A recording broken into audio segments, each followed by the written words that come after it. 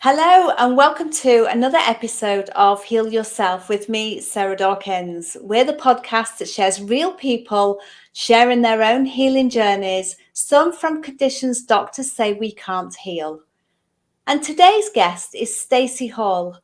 Stacey is an acclaimed international speaker who gained recognition from her TED Talk. Her mission is to help entrepreneurs attract and connect with their ideal audience, solve their audience's problems, and leave a legacy that lives on long after they are gone. Through her social media marketing training program, Go for Yes. So welcome, Stacey. Thank you for joining me. It is really an honor to be here. It almost feels like this is why I had to go through my journey so that I could help other people heal theirs as well. So it's really a blessing to be in your studio with you. And it's great to have you. And would you like to share with the listeners what you've healed and how you've healed it? Well, what I've come to realize is that the reason I was in bed for 2 years and 3 months is I had burnt out, as that's the phrase, burnt out my adrenal glands. And there are doctors who will tell you, I know you know this, Sarah, that you can't heal them, and maybe they're still burnt. But however, there is a way to function, whether they are or they aren't. I maintain that I did regenerate because I know the cells in our body have the ability, you give them what they need, they can regenerate. Yeah. Brain cells regenerate, every other cell in our body can regenerate. And based upon the fact that I'm more productive than most people, which is what I hear all the time, like, how do you get so much done in such a short amount of time? I would say I'm healed from that. So that's what I had, and I no longer deal with it. How fabulous. And yes, I mean, I was having a discussion today around adrenal fatigue and Addison's disease, and sharing information with somebody to help them to see it is possible to heal our adrenals. Would you like to share how you healed, what you did? Because 2 years, 3 months is a long time to be bedbound. It was. There were days that I really just begged God to take me. I mean, it wasn't so much that I was in pain. Anybody who has adrenal fatigue knows it's just this overwhelming inactivity. Like there just isn't anything in the can to get moving with. And so I'm going to share a few things. But first, Sarah, if it's okay, I'm going to say how I wound up there, because some Okay. folks might not even realize Yeah. that what they're dealing with is adrenal fatigue. But if you hear what I was dealt with for a long time, it Yeah. might click. Yes. So this happens. I'm trying to figure out. I'm 66 now, and I'm actually have more energy than I have ever had. But I'm thinking of what year it is. Okay, so we're going back 20 years. This is when I wound up in bed about 20 years ago. Right. And we were moving into our new home. We had just made a move, and we were moving into our new home, and there was no furniture. My husband went to the store to get groceries, and I had had what felt like a low-level cold flu for a week, and I just figured, okay, I was run down, and I'll get to how I wound up getting run down in a moment. And while he was gone, there's no furniture, so I laid down on the carpeting with my dog next to me and was taking a nap, waiting for the movers. And I got woken up by the doorbell, and I went to stand up, and I couldn't. I wasn't dizzy. I wasn't nauseous. I wasn't anything like you would expect with a cold or a flu. I literally couldn't get my legs under me to stand up. And I crawled to the door, let them in. The first thing that they set up was the bed for me. And for the most part, that's where I stayed for 2 years and 3 months. I could get out of bed for about an hour a day. So how I wound up there, and I didn't know it at the time. It really was towards the end of the 2 years and the 3 months, as I started to allow myself to look backwards, I went, huh. So again, 20 years ago, so now I was in my early 40s, but starting in my 30s, I started having some strange illnesses. Like when I was 30, I was actually hospitalized with a very high fever, and they thought I had hepatitis. Wow. And so I was actually quarantined for a period of time in the hospital, and I was actually hallucinating because I was dehydrated and all sorts of stuff. And it wasn't that. When it was all said and done, they said you had something viral, it affected your liver. I said, how did that happen? The doctor said, we don't know, but you don't have it anymore, so go home and live your life. Never thought, never said to me, you might want to look into stress. You might want to look into what you're eating. You might want to look into the fact that you're traveling 90% of the time for your job. None of that. It was, we don't know. You don't have it now. We cured you. Go live your life. So I did, right? What do I know? I'm 30. I've got money. I'm traveling. I got a great job. I'm going. But then I would get, again, these weird kind of illnesses. And I had a wonderful family doctor back then, who's, I'm sure, long gone now, who believed in the old ways of you get into bed, you drink liquids, right? You beef up on chicken soup and lemon juice, and you build your body back up. Well, I would go to him, he would tell me that, and I go, yeah, my boss isn't going to go for that. I'm the only one who can do my job. I need you to, fix me up, patch me up, get me out back in the game, coach.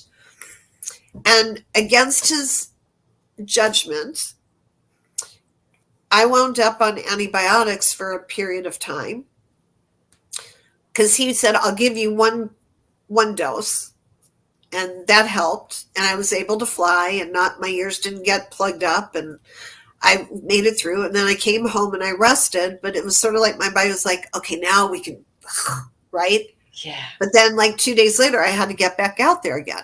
So I would go in and he said, all right, finally I wore him down. He said, I will give you one more dose of antibiotics. Series is what I guess the word I'm looking for. But you have to promise me when you finish this trip, you're going to tell your boss, doctor's orders, you need to rest for 2 weeks. I hope it's okay that I'm going into this much detail. Yeah. Okay. And what happened, of course, everybody can predict Stacey did not do that, and she wound up very ill again, which then my boss didn't have to give me 2 weeks off. My boss actually had to give me an entire month and more off, which then produced more stress, right? Yeah. Well, for a period of time, I slowed myself down. I still didn't know about nutrition. What do you need that for? You eat, right? I'm eating. I've got an expense account. I eat very well. I eat steak and lobster all the time, which I did at the time. I don't drink alcohol. I don't really love sodas. I guess I must be doing pretty well. Ha ha. Well, then, not too long after that, I started my own business. And it's stressful to start a business, even though I was passionate about it and still am. Same business all these years later. But I first went into business with a business partner. And I admired qualities about her, and she seemed to admire qualities about me at the beginning. And we lasted together for 8 years as partners. But I can tell you from the minute we made it official, I was miserable. I was not appreciated for what I brought to the party, even though I had started the business. Every day, I felt like I was trying to live up to her standards. She was good at what she did. She, at the beginning, started to bring in business, but then all of a sudden, it always seemed like she needed to be back at the office doing paperwork, and I was out doing the selling. And some of you might be looking at, well, why didn't she quit? Because that's where my mindset was at. She was able to get away with what she was doing is because I believed I wasn't what I wanted to be. I believed I had to go prove myself. I said I started the business. It's more my responsibility. That's what I used to say. Yeah. So that's why she could get away with dangling that in front of me and never have to do a bit of work and then complain when I wasn't performing well enough. Yeah. So we've actually brought in a coach to help us with our business. And the funny part was that the coach basically said one day to my business partner, whose name I will not mention, but she said, "Are you not aware of what Stacey is doing for this company?" She said, "The balance is way off and you need to step up." And what had happened is I had just had a $20,000 month, and $20,000 a month right now might not seem like that much in our day, but think back about 10 years ago, $20,000 a month would be like the equivalent of a $100,000 a month today, if not more. And I did that. I brought it all in myself. And when the coach said that to my partner, it was like permission to just collapse. Like I got the validation. And instead of it inspiring me, because I was so worn out, I wound up getting ill again. Yeah. But it's still, that wasn't the getting me into bed. Okay. But I was spent. And she didn't step up to the plate. And there was always more to be done. And so I really didn't take as much time as I needed to rest and rejuvenate. And not long after that, like within a couple of months, my father, who I was very close to, my husband and I were living in Houston. Thank God for my husband. But my father was in Chicago, and he had a stroke. Unexpectedly, as most strokes are. And a few years later, so this was before this, but a couple of months after that experience with the coach, my dad died suddenly from complications from the stroke. And it was very hard for me. That was a huge blow. I had to say goodbye to him on the phone, and I wasn't even sure if he could hear me or not.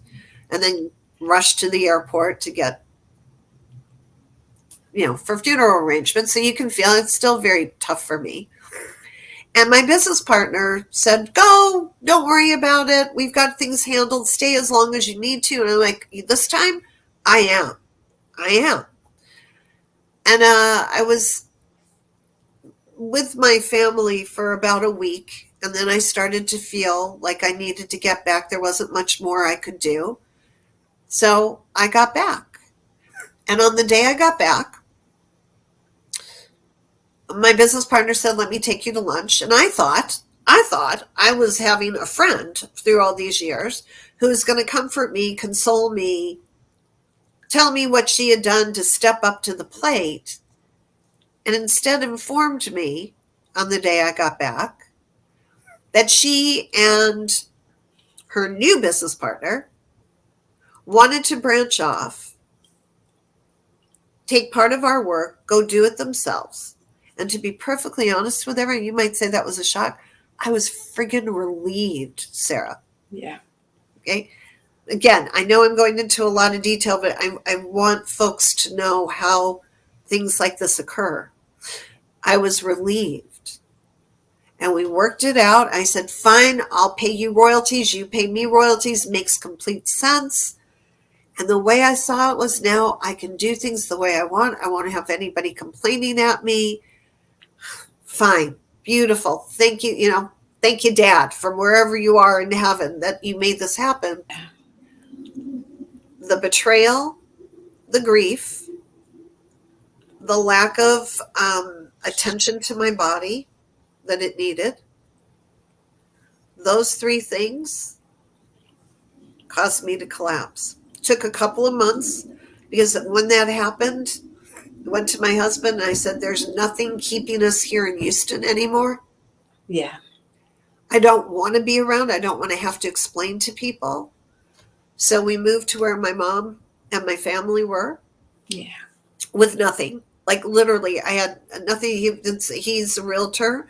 We moved in 2005. And yes, everybody talks about 2008. 2005, things were already getting bad. And I had great plans to start a new business in a new location, get out there, meet people. And now you've all heard what happened. We moved. Day we moved into our house, I could not get out off the floor, let alone out of bed. Mm-hmm. So, Sarah, that's how I got there. How did I heal? It goes much faster.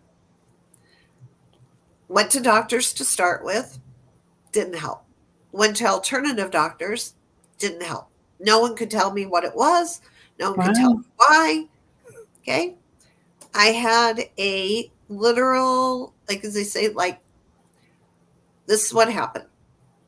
2 years, 3 months in, I am watching the Ellen show because they used to say laughter is good for the soul, right? Yeah. So and Ellen's show used to make me laugh. So I would plan to watch that was my hour. I get out of bed, watched it with my husband, who's a realtor, and then I go back to bed. Okay. He walked the dogs, he made dinners, he was doing his best to keep money coming in. I'm just saying, what a blessing he has been. And since that time, I've been able to contribute, but not that. I didn't turn the TV off fast enough, Sarah, and then bled into the news because I also had a rule I would not watch the news during that period of time. Yeah. To be all that negativity, I didn't need anymore. But I didn't turn the TV off fast enough. And the first news flash was somebody had killed somebody. That did it for me.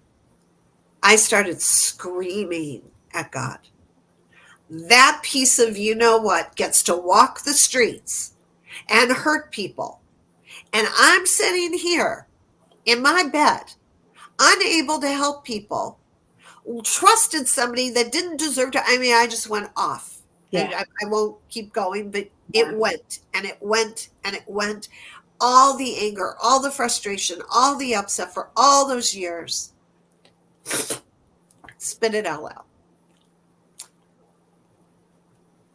And then I heard a voice. And some of you are going to think that now I thought I went crazy because I literally heard a voice. My husband wasn't in the house. The dog was quiet. And I heard a booming voice that said, "We've heard you." That's what it said. "We've heard you." And I went, okay. I've now legitimately gone crazy. Do I call like some institution to come get me? Do I wait for I'm thinking this through. Like, how do I tell Bill? And while I'm debating this, I hear the voice again saying, "Hold on. We're sending help. Keep watching." That was it. "We've heard you. Hold on. We're sending help. Keep watching." Okay. I'll hold on. I'll keep watching. Nothing else happened that day except I had this profound sense of peace. And then I started to receive, I had a little bit more energy, just a little bit, so I could watch a little more TV and things started to like spark stuff. And then I had the opportunity to go to a very gentle exercise class for seniors that I could get up and go do. And little by little, as I was getting out of the bed, what was also happening was I was being shown, like, because I was open, I was being shown where I had given my energy away, like metaphorically, yeah, as well as tangibly, where had I given my energy away? And every time I looked, I was willing to look and accept that I had done that. It's like I got a little more energy and a little more energy and a little more energy. And I wound up knowing that there are 11 ways to increase our energy from the inside out, physically, emotionally, mentally, and spiritually. And I wrote about it in my second book. And there you go. Now you know the whole story. Fabulous. And so you started out with what doctors didn't know, couldn't really diagnose, and you spent all that time in bed. And that outpouring of all your anger will have been so cathartic, because you're finally venting everything that you've held inside, not just to God, but to from everything and everybody. It would have just all come spilling out. And when we're able to open ourselves up and release that, that's where the magic really happens, isn't it? Who Stacey was before that moment, who Stacey became after that moment, they're two completely different things. And one, when it came to the physical, so the emotional, I was able to do myself. Yeah. Well, as I emotionally became stronger, I wanted to know. I was sick of doctors not telling me or not knowing. I said, somebody has to know what's going on in this body. So I wound up getting online, and I found a natural therapy certification course that seemed very legitimate. As it turned out, it was. And I learned how to manage my body, how everybody's body works the same way. Up until that moment, I didn't know that. I thought every one of us was different. No. We're Body all works the same different, but way. we're all the same. Yes, physically, not even more so than metaphorically. Yeah. How the body is put together for Sarah, is put together for every person. Now, how we damage it is what's unique. Yeah. So, yes, we have to learn how to undo the damage we uniquely have done to our body. Or, please forgive me for saying this about our ancestors, our parents, our grandparents, whatever damage they did to the cells. So when we were created, we were born with some damaged genes already. That's what we need to find out. So when I started realizing that, then I was like, okay, I'm getting answers. And having answers gave me more energy too. Yes. Yeah. And a lot of people don't realize that the struggles our parents have gone through, and our grandparents, and even sort of 7 generations back, some books will say 14 generations, depending on who you read. But that damaged DNA, if you like, that trauma held within those cells is passed down through the generations until it's recognized. And I think we are the generation that's recognizing it. And as we heal ourselves, we heal backwards through our ancestry line, but we also heal forwards as well through our family lines, and sideways through our nearest and dearest and closest friends. It's like a ripple effect, isn't it? You drop that pebble in as you start healing, and it just spreads out, and that healing spreads. That's the energetic part of it that does go out. When we change, when we're healthier, our mindset's healthier, how we interact with people is healthier, then they feel more possible. They have more possibilities when they hang out with us, and then that's the ripple. Yeah. I say the tangible part, the gene part, if we can improve the physical body when we're in the process of conceiving another human being, then that's the tangible way that we also improve generations forward. Yes. And that can be a very controversial conversation, and I understand that. But if we understand what the body's made of, and we do everything we can to give a child the best start possible, okay, and it isn't just when we're the beginning of conception. If we think we're going to start to create a family, then there is a responsibility to be aware of what we're putting in the body for quite a while before that. Yes.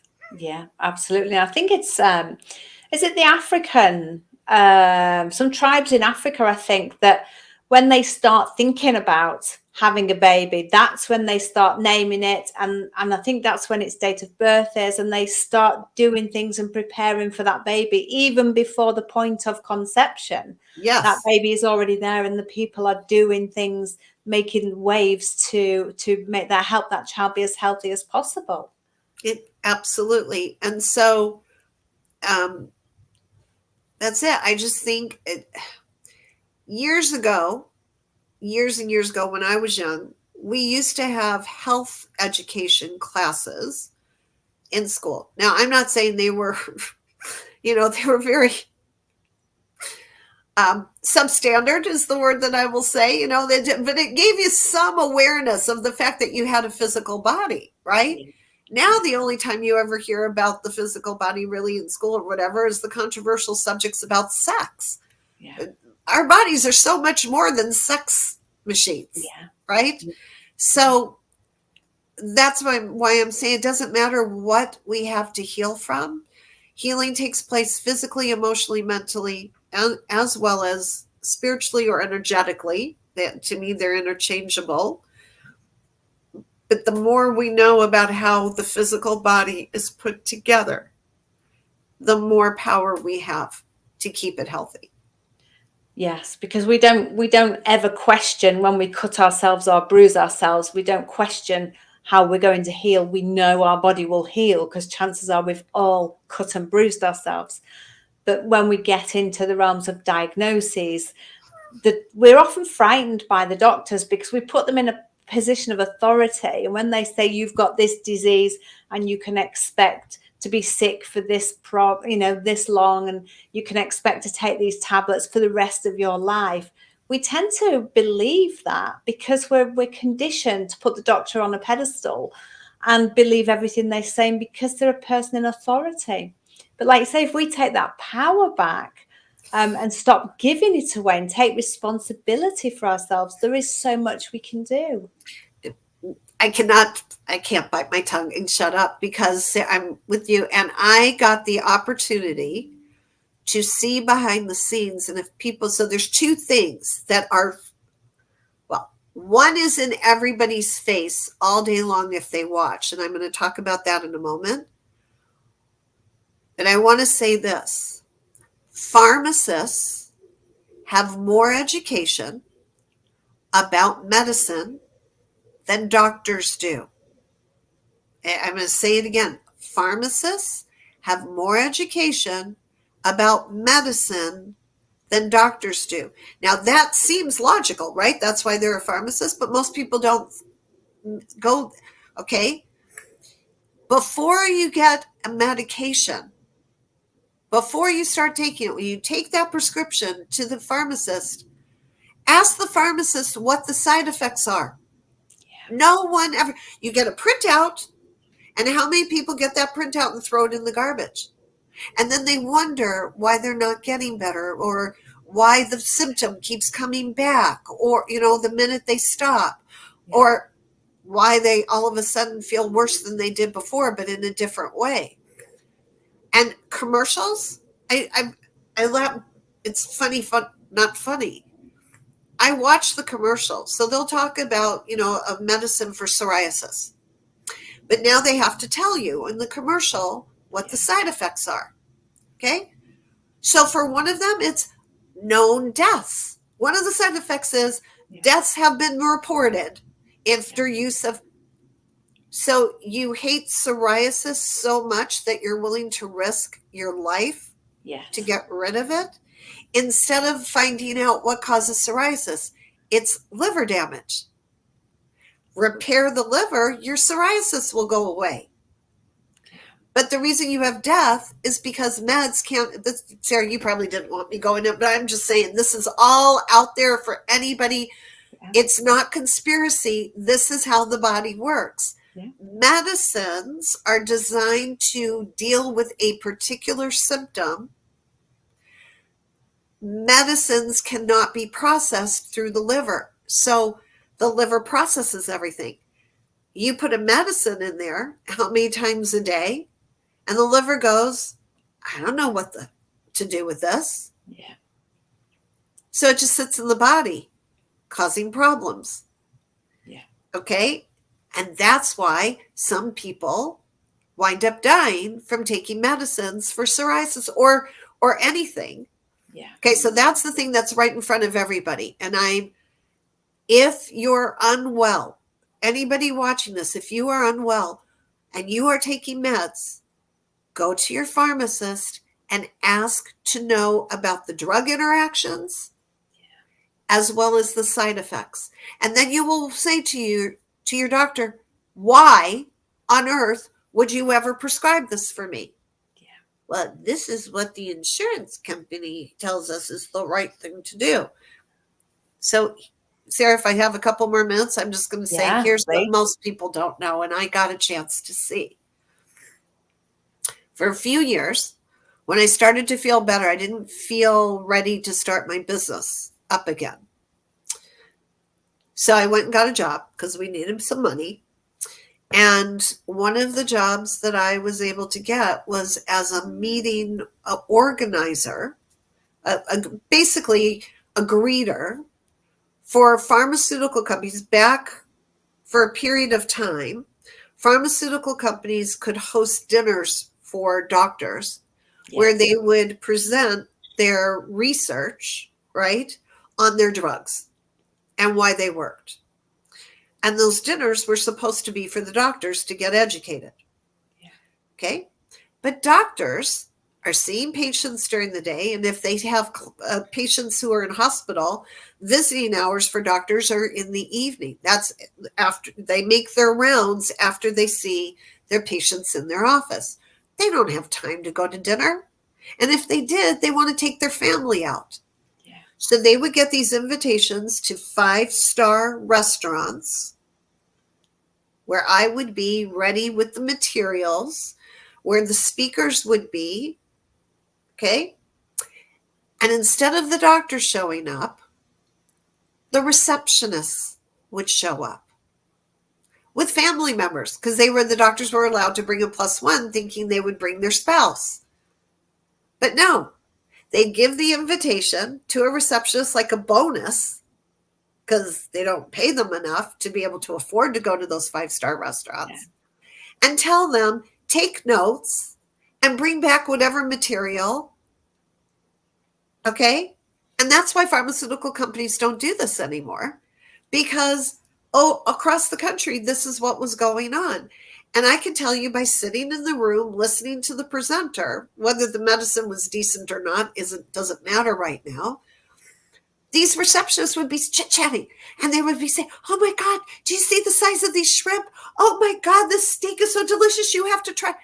Through the whole thing. And the dessert, oh my God, this dessert is amazing.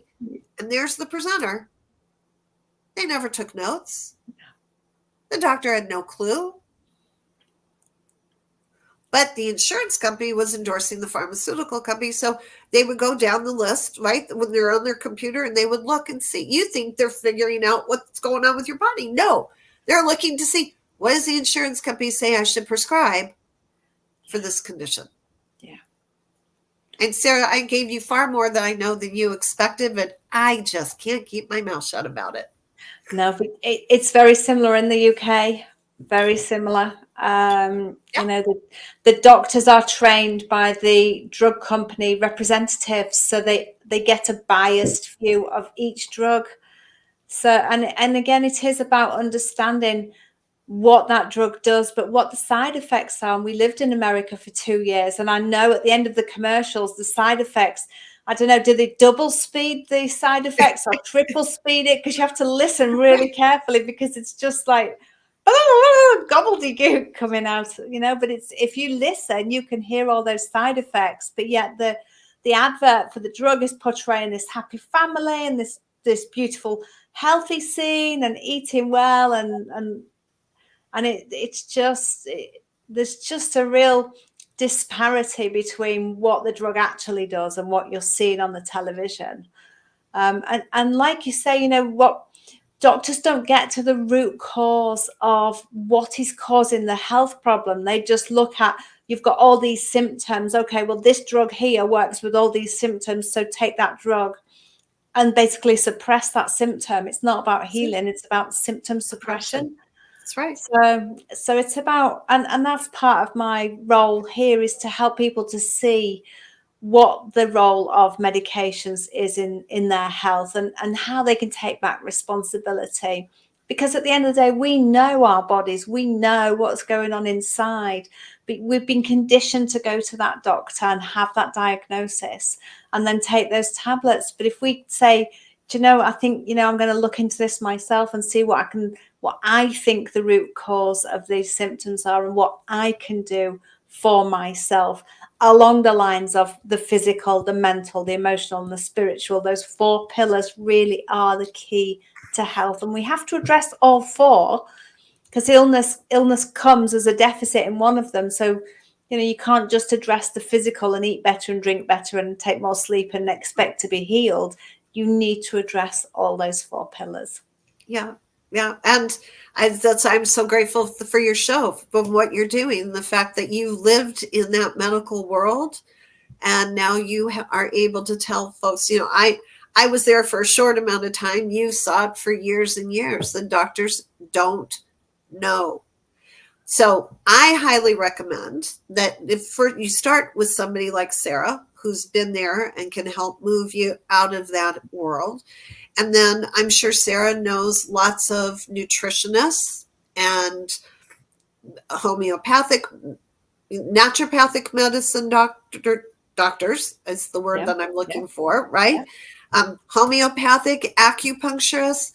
Sometimes there's no disease. There's just a blockage of energy in the body. Acupuncturists can help us with that. Taking Qigong classes, yoga classes, meditation classes, right? Pilates classes. Why do they help? Because they move energy and they don't damage the liver. Everything's energy. Yes, absolutely. So thank you for giving me the opportunity to get on my soapbox. Oh, my pleasure, Stacey. And could you share one small tip with the listeners today, something they could take away today and help themselves on their own healing journey? Yes, the answer is yes. And I want to preface it by saying, for many, many years, as you've heard, I never paid attention to my body below my neck. Really, the only thing I paid attention to was my head. When I started to become aware of my 5 senses, this is how simple it is, right within our own body, okay? Right now, everybody can pay attention to how the clothes you're wearing are touching your skin.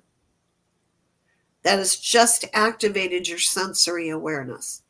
It's allowed your body's energy to move more freely by simply paying attention to the sense of touch, or how the air is touching your skin, okay, or how your fingers and thumbs are touching.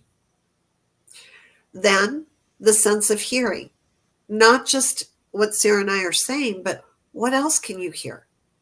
I have the hum from my computer.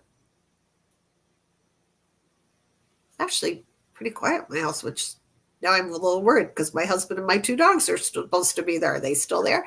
But what can you hear? Okay.